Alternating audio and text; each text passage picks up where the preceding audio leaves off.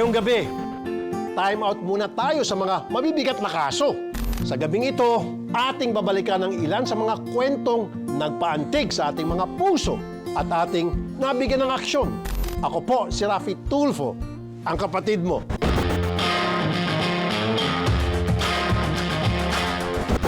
Maraming mga pagkakataon na kahit ipinalabas na namin ang istorya, may follow-up pa at nadaragdagan ang ating aksyon sa mga kaso. Ilan sa mga ito ang aming itatampok ngayon. Buena mano, ang kwento ng batang tinubuan ng napakalaking bukol sa katawan, si Baby Steph.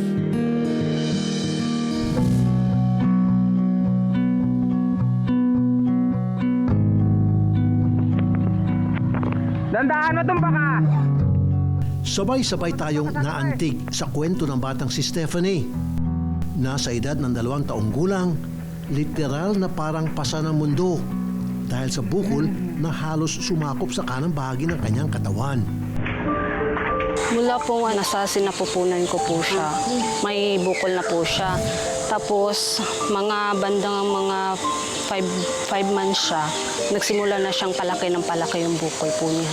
Hanggang ngayon po, nag 2 years old siya.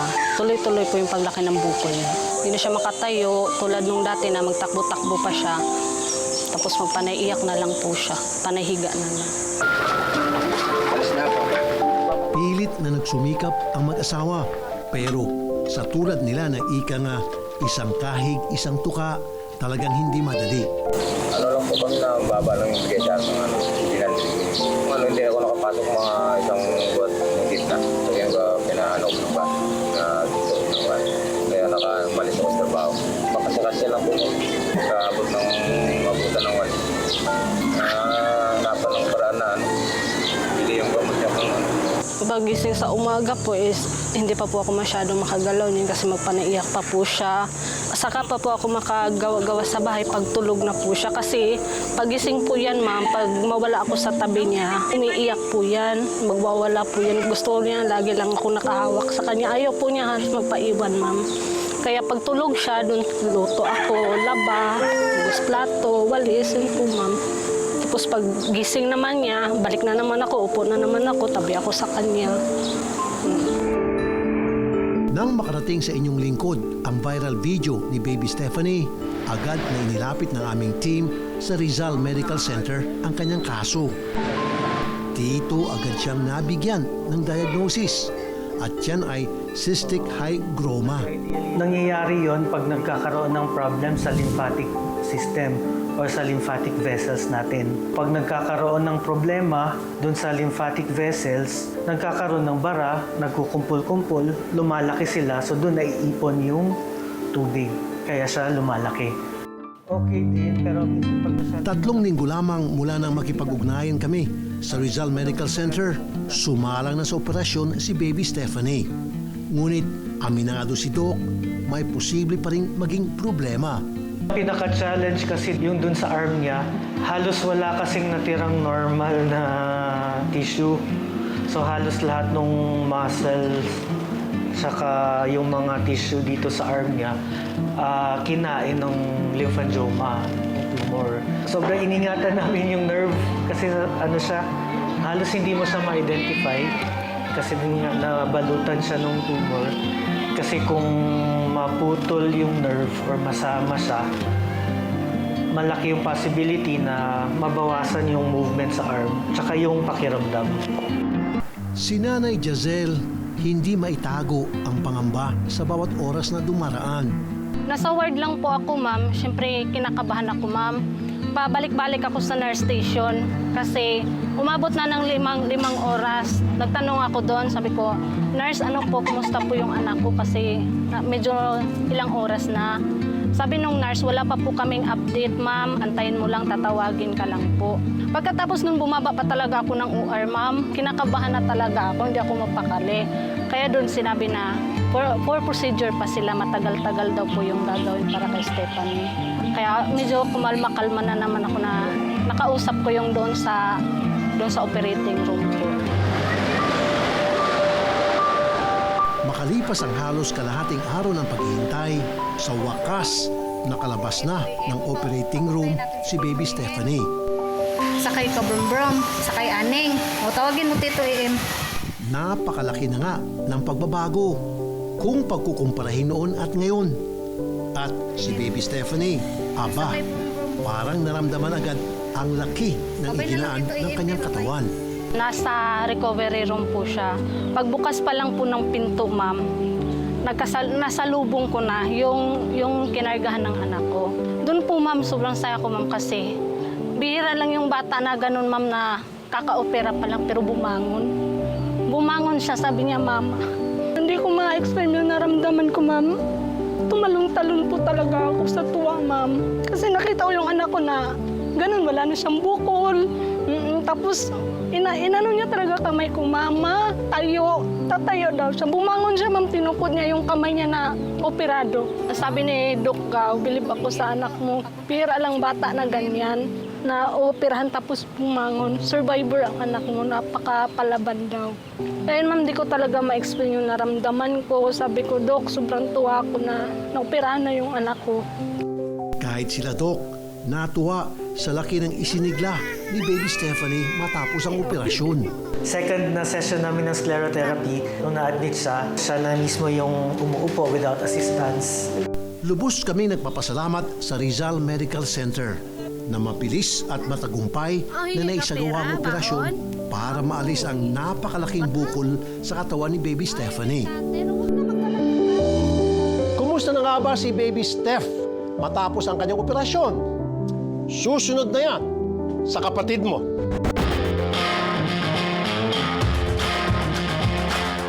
Sa tulong ng inyong lingkod, naoperahan ang malaking bukol na sumakop na sa kalahati ng katawan ni Baby Steph. Kumusta na kaya siya ngayon?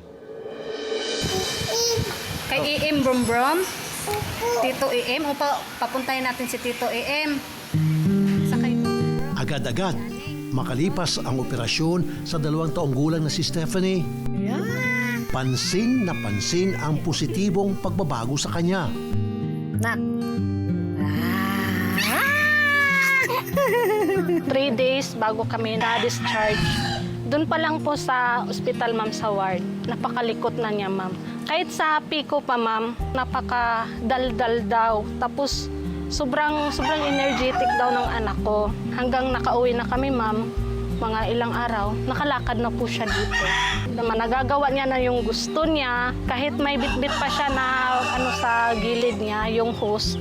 Pero pinipilit niya na lumakad na siya lang talaga, ma'am. Hanggang ngayon, ma'am, nakakaano na siya. Kakalakad po talaga siya na siya lang, hindi na hinahawakan. Sumasayaw-sayaw na siya ulit, kumakanta. Sa 17 kilos, ma'am, ngayon naging na lang siya, 12. Ang prosesong ito naisagawa sa tulong ng mga kapatid natin sa Rizal Medical Center. Yung operation niya is part of a series of planned treatment sa kanya. So nagawa na yung part na nagtanggal or nag-debulk kami ng bukol dun sa arm. Kasi yun yung bulk ng problem na yung sa arm. Actually, hindi pa talaga lahat. May natira pa kasi plano nun is talaga, debulking lang. Kasi may mga parts na nakadikit yung nerve. So if pipilitin siya na kasamang matanggal, baka kasi hindi na magalaw yung kamay or hindi na, tas mawalan ng pakiramdam. So yung part na yon, sinave muna namin, babalikan na lang siya ulit later on. Pero mostly natanggal na. Sa bilis na naisagawa ang operasyon, ako na mismo ang nag-imbita sa kanila sa ating opisina upang personal kong makongratulate si Baby Stephanie. Hello, baby. Huwag ka matakot sa akin, kaibigan tayo. Pag ma-admit kami din talagang dalawa na sa ospital. Kasi kailangan dalawa yung watcher doon. Kaya nahinto siya sa trabaho muna ngayon. Nahinto ngayon? Apo. Sus, walang trabaho. Paano lang mga pangailangan ni baby? May na po siya, minsan po may extrahan po siya doon sa amin. Paano kung walang ma-extrahan? Hanap po ng paraan, sir. Sige, bigyan ko ng extra. Ako na. Ito po, meron akong 50,000. Ito, bigay ko po sa inyo. Sige po, tanggapin niyo po. Hello, baby. Oh, baby, sabi mo to. Ay, huwag si baby, si mami, ha? Thank you po. Sige, wala ka naman po. baka pwedeng puhulan kung meron kang alam na maliit na negosyo. Opo, sir. Tapos yung mga gamot-gamot kay baby. At kung kailangan pang mga gamutan, therapy, sagot ko po yun, ha? Salamat, sir. Walang anuman po. Okay po, sir. Salamat ko talaga, sir, na nakaano kami sa inyo, na natulungan siya, na operahan siya kaagad, sir. Pagtapos niya operasyon, sir, pagka-discharge namin, mga 2 days sa bahay kami, nakalakad na talaga siya. Praise the Lord. Yes, Okay. sir. Kaya lang po, Galing. salamat kami kay God at sa iyo din po. Of course, kay God po. Ako po yung ginamit ng instrumento. Yun po yung importante pasalamatan natin. Paglilinaw naman ni Doc, malayo pa. Pero malayo na ang narating ng paghilom ni Baby Steph. Ilang medical procedures na lang ang dapat gawin para sa kanyang tuluyang paggaling. Actually, combination siya. Kasi 3 areas kasi yung may problem. Yung sa arm, sa neck, tsaka sa chest. So, 3 areas yung involved. Per area, yung combination nga ng surgery tsaka sclerotherapy yung gagawin. So, naumpisahan na ng surgery tsaka 2 sessions ng sclerotherapy yung sa arm. Tapos nakapag-sclerotherapy na din sa neck. Yung mga succeeding nun, may mga surgery and sclerotherapy pa sa neck tsaka sa chest. Sa bawat delikadong kondisyon na tulad ng kay Baby Steph, naroon palagi ang agam-agam at desperasyon, lalo't hindi biro ang kahit anong klase ng pagpapagamot. Ngunit kung ang kapalit nito ay matatamis na ngiti at magandang kinabukasan para sa isang musmos na tulad niya, sulit ang lahat ng sakripisyo at tulong. Para po kay Sir Alfitol po, Sir, maraming salamat po na dahil po sa inyo naoperahan po yung anak ko. Napakalaking blessing niyo po na dumating sa amin. 2 taon po na dala-dala niya yung bukol niya. Ngayon po na naoperahan na siya, bumabalik na po yung sigla niya. Thankful po kami sa inyo, Sir Alfitol po. Maraming salamat po. Sana marami pa kayong matulungan po na mga taong nangangailangan ng tulong, mga mahihirap. God bless po sa iyo, Sir, at sa buong pamilya niyo po. Po. Idol. Rafi. Tulpo. God bless. Lengkes.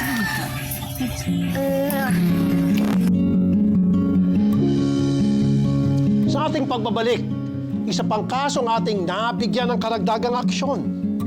Abangan yan, dito lang sa Kapatid Mo. Naalala niyo ba si Lola na nakuba na raw sa pagiging manikurista? Alam niyo ba, dumami pang ating accomplishment sa kanyang istorya matapos ipalabas ang kanyang kwento dito sa Kapatid Mo.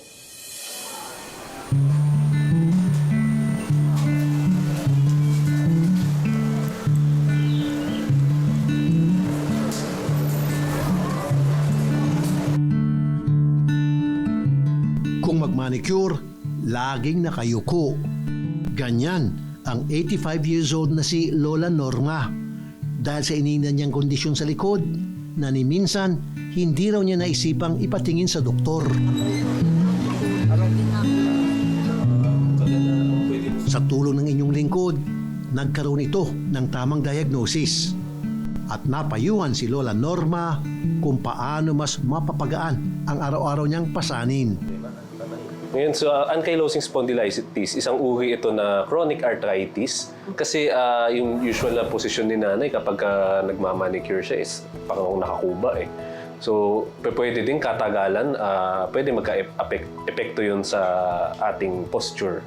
Pero, syempre, yun yung nakasanayan na niya na kabuhayan niya, mahirap natin pigilan pagka ano. Pero kung ideally, oo, hindi na dapat. So, ang pwede natin i-advise sa kanya, pwede tayo magpa-physical therapy para masanay siya sa kung anumang meron na siya ngayon. Iwasan na din natin yung pagbubuhat ng mabibigat, tsaka kailangan meron siyang maayos na posture pag nakaupo or nakatayo. Binisita rin ng aming team sa kanyang tahanan si Lola Norma. Nagpaabot kami ng 10,000 pisong pangdagdag sa pang-araw-araw niyang gastusin. Ngunit nakita ng mga alagad. Ay, thank ko po. Maraming salamat po sa pagtulong niyo sa aking Senador Rapi Tulfo. Malaki na pong kaluwagang ito sa aking pamumuhay. Kahit ako'y may edad na, kaya ko pa rin maghanap buhay, pero ako'y pinatitigil ng mga anak ko, hindi ko ho kaya. At ayokong umasa sa aking mga anak. Kaya yan po ang pinagpasalamat ko sa Diyos, sa milyong-milyong mga taong naghahanap buhay. Isa po ako sa napili ng inyong programa. Doon pa lang, feeling jackpot na si Lola. Pero hindi pa dyan nagtatapos ang lahat.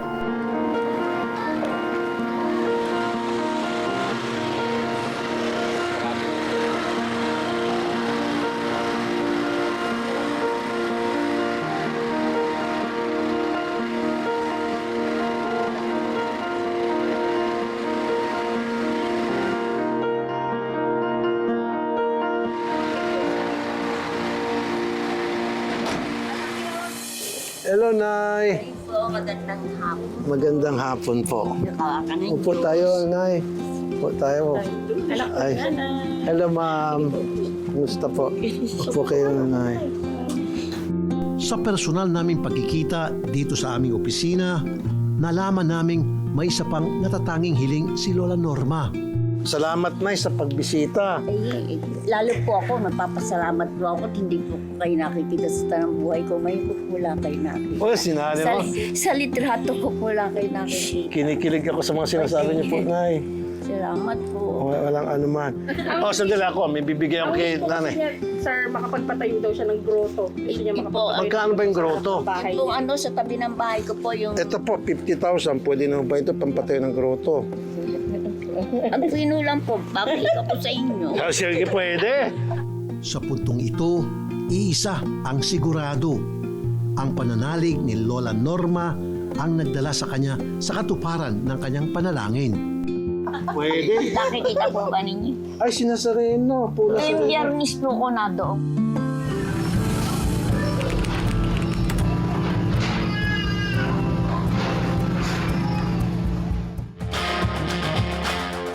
Tunay na isang biyaya ang makabot sa pagiging senior citizen.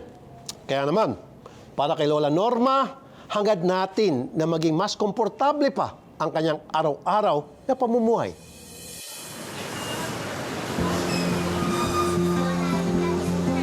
Para sa maraming Pilipino, hindi na dapat nagtatrabaho pa ang mga lola't lolo. Pero kung ang pagmamahal nila sa hanap buhay ay tulad sa manikuristang si Lola Norma, abay, bakit natin pipigilan?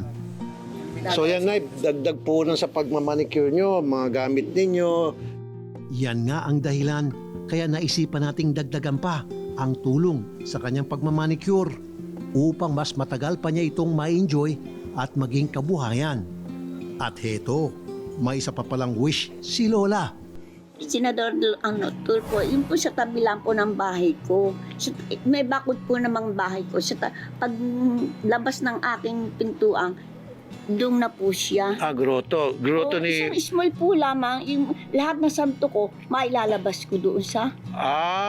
Grotto na para lahat ng mga santo. Opo, ibababa ko doon. Ilan bang santo meron po Ay, kayo? marami po. Makita niyo sa... Mga 1,000? Hindi po naman. Siyempre, gusto ko rin ang ideya ng grotto para kay Lola Norma. Ngayon po naman kami nasol para makita naman ng mga kasamahan ko na kayo merong litado ni Senador Tulfo. Thank you sa inyong lahat. God bless po, Senator. Thank you, Naya. Okay. Thank you sa inyong lahat. Salamat po sa Thank you. pagpunta, Nay. Pogi! Ay! Humabol pa. Bye-bye. Bye-bye po. Kaya naman, pagkatapos ng aming pagkikita, isinagawa na agad namin ang proyekto.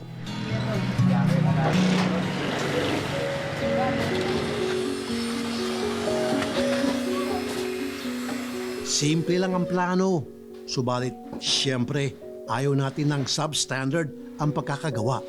Masaya po ako, nararamdaman ko at nakatulong po ako kay Lola na magawa po yung matagal niya nang iniintay na grotto na makatayo ng maliit na chapel. Matapos ang ilang araw ng pagtatrabaho, heto ng personalized grotto ni Lola Norma. Wala kang kasiyahang aking nararamdaman. Dahil ang pangako ni Senador Tulfo sa akin ay tinupad niya. Ito ang magsisilbing personal niyang patunay na lahat ng biyaya matatamasa sa pagpapayaman ng talento, pagsusumikap at pananampalataya sa dakilang lumikha sa ating lahat. Kaya nagpapasalamat ako sa kanya at isa ako sa kanyang binigyan ng priority na pagkaloobang ng hinihingi ko sa kanya. Kaya wala akong masasabi sa kanya, napakabait niya at matulungin siya sa mga taong nangangailangan. Kaya, Senador Tulfo, maraming salamat po sa inyo at tinupad po ninyo ang pangako niyo sa akin. Sana po may natutunan kayo sa mga kwentong ipinapalabas namin linggo-linggo. At na-inspire din namin kayong maging bahagi ng solusyon sa dami ng problema sa ating lipunan ngayon. Tuloy-tuloy ang ating pag-aaksyon sa mga susunod pang linggo. Ako po, si Rafi Tulfo, ang kapatid mo.